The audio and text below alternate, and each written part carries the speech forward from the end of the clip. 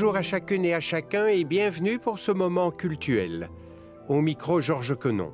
C'est au nom de la radio-télévision protestante que je vous invite à vous associer à ce culte de la Réformation que j'aurai le plaisir de présider en compagnie de Robert van den Driesch.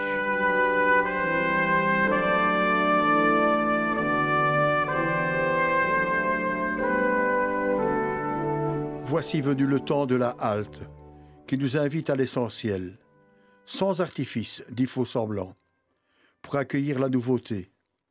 Voici venu le temps du silence qui désencombre nos journées de l'inutile, du superflu, loin des sécurités toutes faites.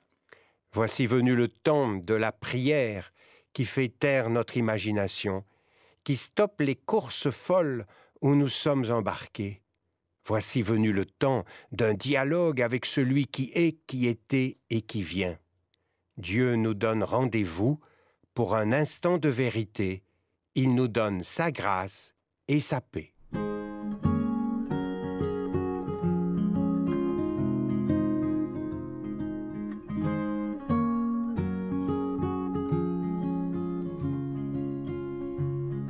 Seigneur, attire mon cœur à toi. Je te désire tout près de moi. Ma délivrance dans le danger, c'est ta présence, divin berger. C'est ta présence, divin berger. Je vous invite à la louange. Pour tous ceux qui te donnent un visage en répandant ton amour dans le monde, Seigneur, nous te louons. Pour tous ceux qui te donnent des mains en luttant contre la souffrance, la faim, la pauvreté et l'isolement, Seigneur, nous te louons. Pour tous ceux qui te donnent une bouche en dénonçant la guerre et toutes les violences faites aux hommes, Seigneur, nous te louons. Pour tous ceux qui te donnent des yeux, en admirant chaque preuve d'amour dans le cœur de l'homme, Seigneur, nous te louons. Pour tous ceux qui te donnent un cœur, en accueillant les pauvres, les faibles, les exclus et les opprimés, Seigneur, nous te louons.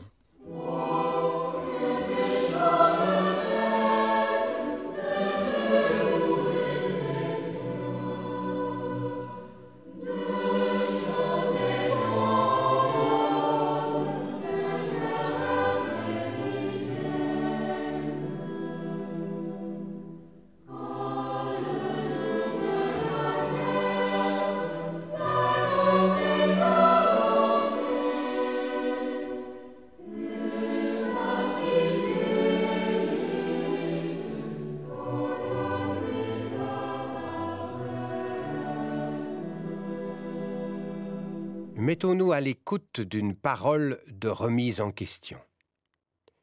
Dieu s'adresse à notre monde, mais les seules voix qu'entendent nos prochains sont nos voix fraternelles qui disent les paroles essentielles. Dieu fait route avec les hommes, mais les seuls compagnons que connaissent nos prochains sont nos présences fraternelles qui partagent avec eux pluie, vent et soleil.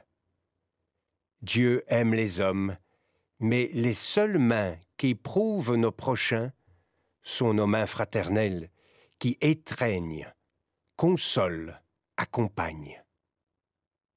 Si c'est toi, ô Dieu, qui offres au monde nos voix, nos présences, nos mains, alors au cœur du silence et de l'absence, c'est bien toi, ô Dieu, qui deviens par nous parole et présence.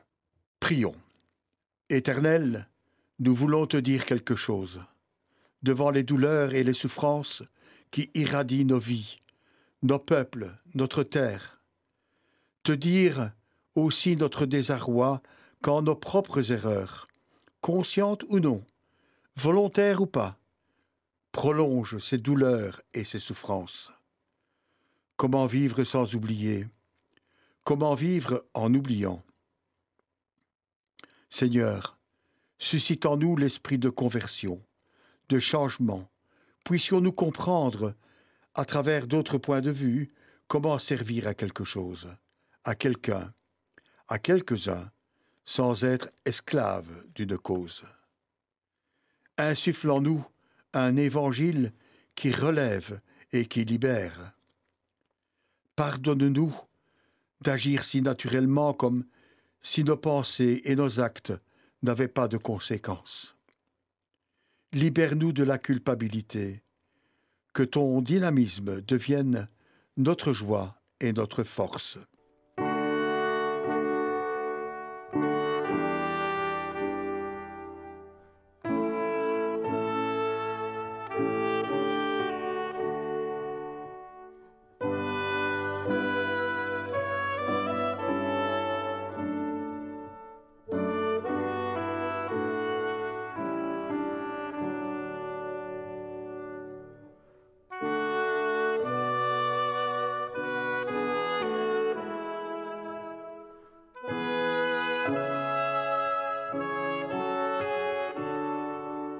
Dieu, ma vie, tu es la paix sur mes erreurs, la force dans l'épreuve. Tu es ma lutte contre la mort, la source de ma vie. Tu es la source de mon chant, tu es le feu qui m'a saisi. Dieu qui est ma joie. Tu as fait de moi ta demeure de silence, où chacun peut adorer le secret de ta présence.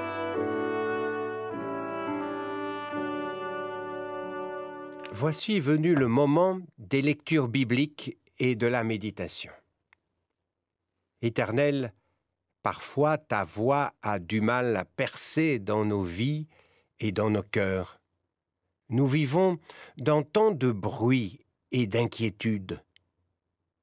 Nous n'entendons pas toujours ta parole de paix, de vie et de liberté.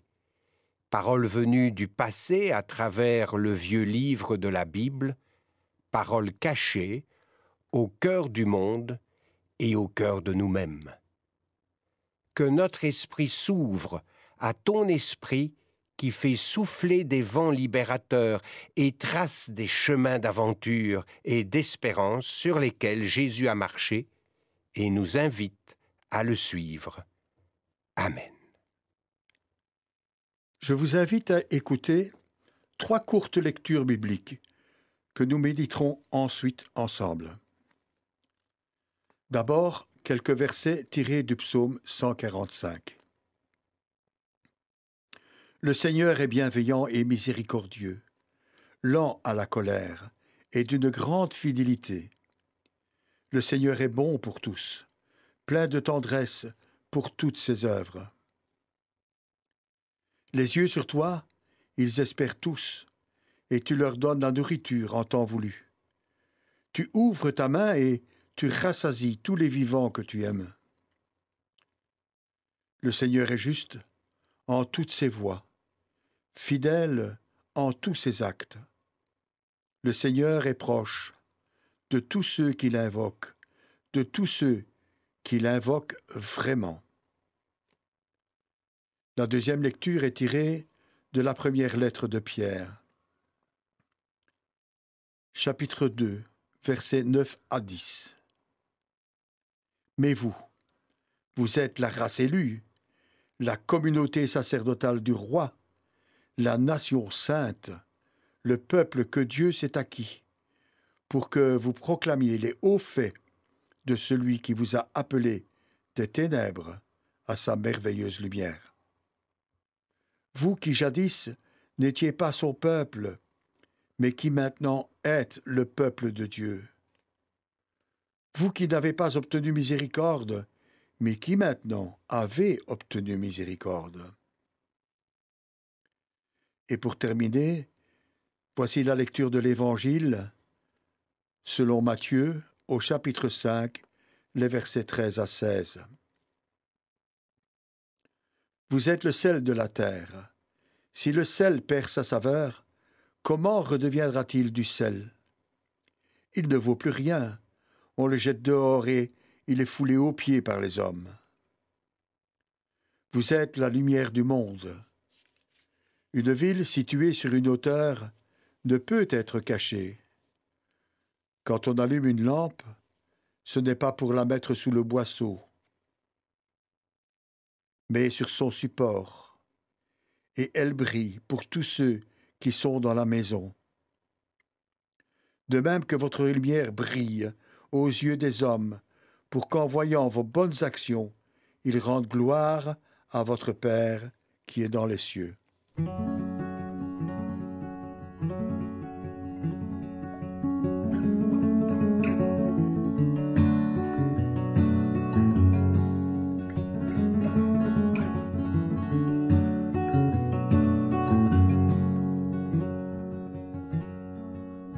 Chaque être humain est porteur de Dieu au plus profond de lui-même. Aujourd'hui, je vais simplement m'arrêter sur une facette dont la réforme du XVIe siècle nous a fait redécouvrir. L'image de Dieu inscrite dans l'intimité profonde de chaque être humain, quel qu'il soit. Le message, redécouvert par Martin Luther et les réformateurs, ne concerne pas les seuls chrétiens. Il concerne l'univers. Il est bien trop important pour rester enfermé dans les seules églises. Il est un bienfait pour l'homme, la femme, l'être humain en général. C'est un message de réconciliation et de liberté qui nous met debout et nous donne de retrouver l'image de Dieu en nous, les traces de Dieu en tout être, où qu'il soit, et quelles que soient ses aspirations spirituelles. 3 grands termes ou concepts se dégagent de ces lectures bibliques que nous venons d'entendre. D'abord, et d'une manière quasiment omniprésente dans ces textes, il y a la miséricorde, la bonté de Dieu. Ensuite, l'hospitalité de Dieu qui engendre la nôtre. Et enfin, les images fortes du sel et de la lumière. Premier concept, la miséricorde. La miséricorde, c'est ce qui amène quelqu'un, Dieu en l'occurrence, à avoir compassion des misères d'autrui et à souhaiter les soulager. La compassion est une prédisposition à la perception et la reconnaissance de la souffrance d'autrui, animée par un profond sentiment d'amour de l'autre, entraînant une réaction de solidarité active, voire engagée. En hébreu, le mot compassion se dit ou se décline comme quelque chose qui vient du ventre maternel. C'est la matrice en hébreu. C'est le sentiment maternel par excellence. C'est bien sûr plus qu'un sentiment. C'est agir pour que l'autre soit aimé et secouru. La miséricorde est le fondement et l'objectif de toute religion. Il est central dans le judaïsme, l'islam, le bouddhisme et la laïcité agnostique, voire athée. Le deuxième concept est l'hospitalité de Dieu et la nôtre. L'hospitalité de Dieu éclate dans ces textes lus tout à l'heure, dans l'invitation que Dieu adresse à tous. Et nous le retrouvons dans l'action envers le pauvre, envers ceux qui ont soif et faim, les exilés, les réfugiés, les persécutés, les assassinés. Le Seigneur est bienveillant et miséricordieux. Le Seigneur est bon pour tous, plein de tendresse pour toutes ses œuvres, dit le psalmiste. Et il continue en disant « Tu ouvres ta main et tu rassasies tous les êtres que tu aimes. » Personne n'est laissé de côté. Tous sont au bénéfice de cette bonté, miséricorde de Dieu. Tous sont invités à venir vers ce Dieu qui accueille, nourrit, abreuve, fait du bien.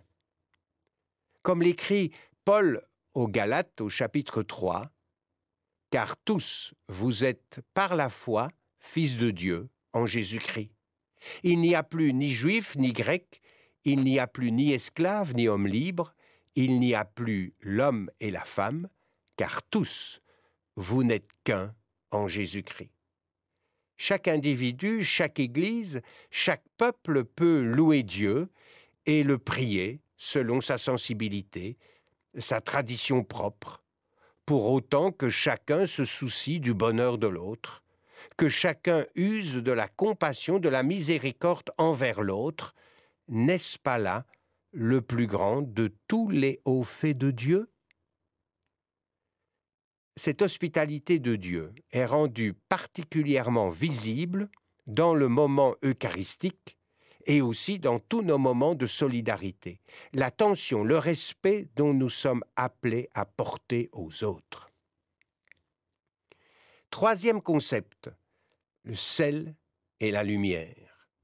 C'est vous qui êtes, c'est toi qui es sel, c'est toi qui es lumière, dit le texte.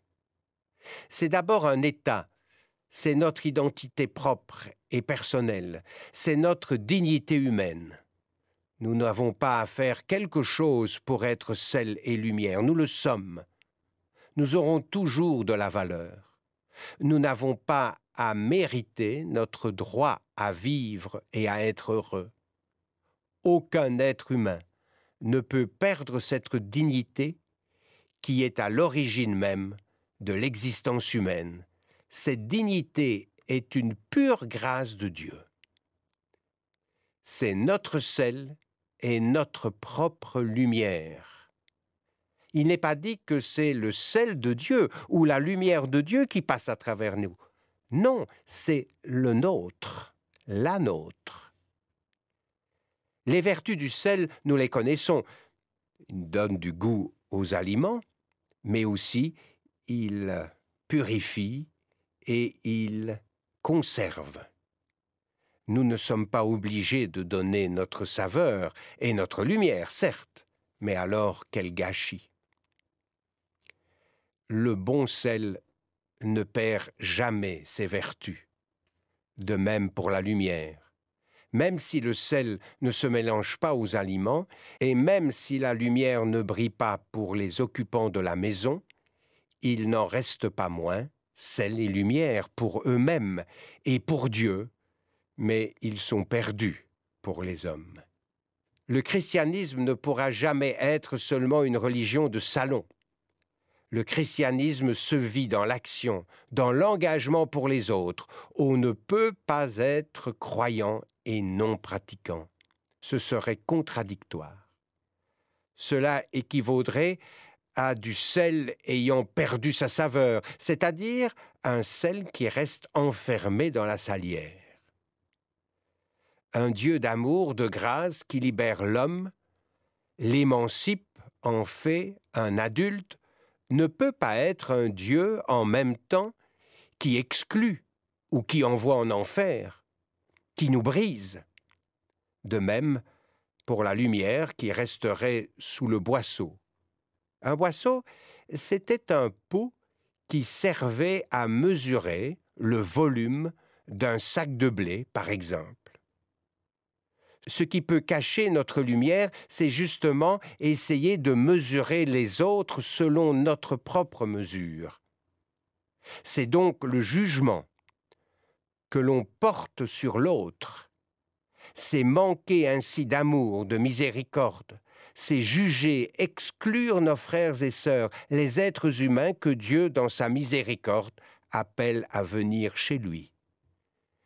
C'est au lieu d'accueillir et vivre l'hospitalité, se séparer, vivre, fermer aux autres. Il n'est pas bon de chercher à comparer, à peser nos lumières personnelles, ni la nôtre, ni celle des autres personnes. Mais nous pouvons, comme Dieu, reconnaître chacune de ces lumières, la valoriser et l'élever. À chacun de vous, merci d'être là. Merci pour cette lumière dont vous rayonnez. Vraiment, vous êtes une source de bénédiction et vous donnez envie aux autres, à tous ceux et à toutes celles que vous accueillez, comme dit Jésus, à rendre gloire à notre Père qui est dans les cieux. Amen.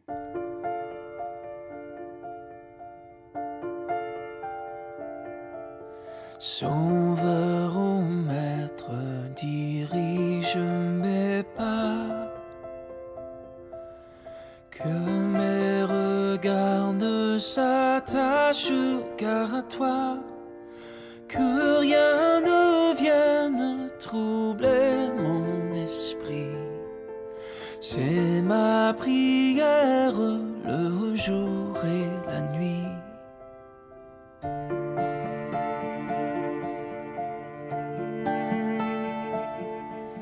Sainte sagesse, parole de Dieu, fais que mon cœur s'abandonne à tes vœux, qu'il me conduise au plus près de mon Père, puisqu'être fils de Dieu m'est si cher.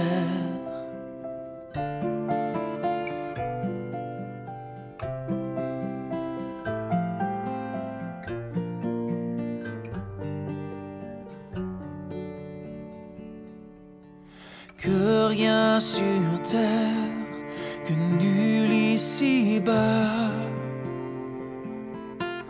n'offre à mon âme autre chose que toi. Tu es le seul à pouvoir me combler, mon héritage, ma joie et ma paix.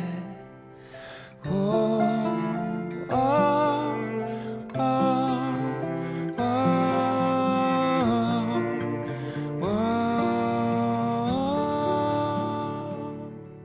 Je vous invite à la prière universelle qui se terminera par le Notre Père.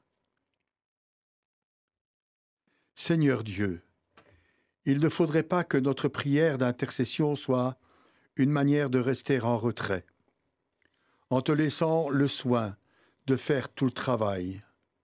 Aussi, donne-nous le courage, là où nous vivons chaque jour, de prendre position au nom de notre foi, de ne pas mettre sous le boisseau notre attachement au Christ, même si cela doit nous amener ironie ou rejet. Donne-nous le courage d'ouvrir nos yeux sur les injustices qui viennent de l'argent, du pouvoir ou de la lenteur des administrations, et de les résoudre avec nos moyens, en partageant mieux, au nom de notre foi, même si cela doit nous amener la perte de notre tranquillité. Donne-nous le courage de participer activement à notre communauté paroissiale, afin qu'elle devienne le lieu où notre vie, avec ses conflits et ses recherches, se trouve éclairée par notre foi. Ne nous laisse pas au repos, Seigneur. Tant que notre foi n'imprime pas son exigence sur l'éventail de toute notre vie, nous t'en prions. Aide-nous à être des croyants, dans la pratique de chaque jour. De nos pensées et de nos mots, de nos gestes et de nos silences, monte le cri des hommes, et la détresse, et la bonté, et aussi les murmures des voix que l'on oublie. Quand la joie des commencements s'effrite sur la route, quand le courage nous manque pour des marches nouvelles, Seigneur Dieu, fais-nous espérer et aller aussi loin qu'entraîne ton amour. Élargis l'espace de nos vies pour être des témoins. Élargis notre prière aux dimensions du monde. Nous te demandons d'avoir un cœur assez désintéressé de lui-même pour que beaucoup puissent y trouver leur place. Nous te disons la prière, Seigneur, que tu nous as laissée. Notre Père qui es aux cieux, que ton nom soit sanctifié, que ton règne vienne, que ta volonté soit faite sur la terre comme au ciel. Donne-nous aujourd'hui notre pain de ce jour. Pardonne-nous nos offenses, comme nous pardonnons aussi à ceux qui nous ont offensés. Et ne nous laisse pas entrer en tentation, mais délivre-nous du mal. Car c'est à toi qu'appartiennent le règne, la puissance et la gloire, pour les siècles des siècles. Amen. Recevons la bénédiction.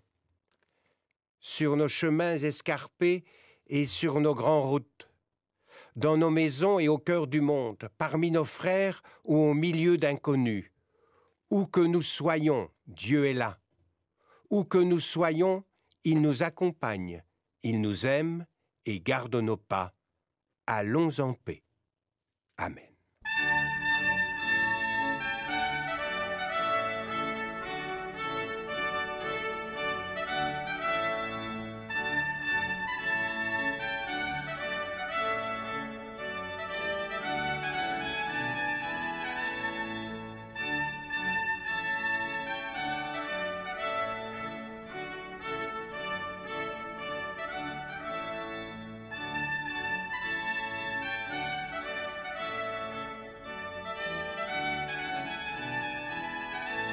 C'était le culte protestant célébré à l'occasion de la fête de la Réformation.